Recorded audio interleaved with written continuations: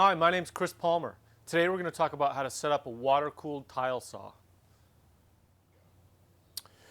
When you got a lot of tile to cut, a great tool to have is a wet tile saw. The wet part is basically for cooling the blade. You have a diamond-tipped blade that cuts with an abrasive action, and so it builds up a lot of heat. If you don't have the water to cool it, you probably just melt the blade after not too many cuts. The important thing about getting this tile up and running is priming the pump. So to do that, the first thing you do is fill up your reservoir with water. It's nice to have your hose nearby because you will need to top it off throughout the day if you're making a lot of cuts. So fill up the reservoir all the way, and this is the pump you want to prime.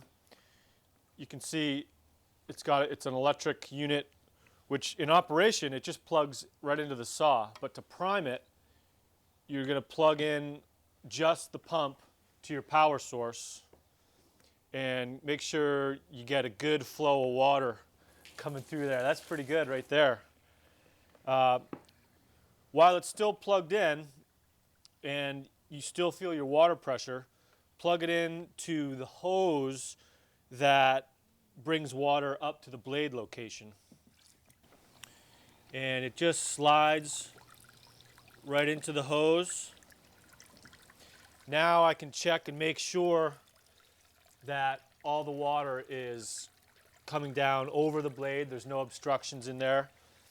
It's not a bad idea even to just let that run for a second, so if there was any debris in there from previous use, it could get washed out before you get started.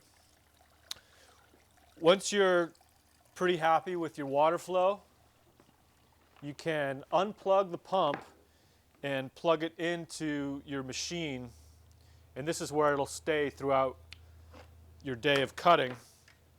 And the machine has its own power source, so you would plug that in. Now you're all ready to cut.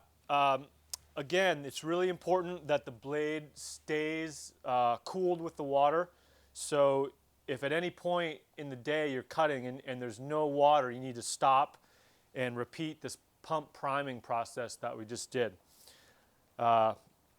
Keep your fingers out of the way, and good luck with your tiling.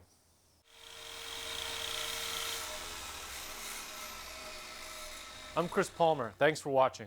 That's how you set up your wet saw.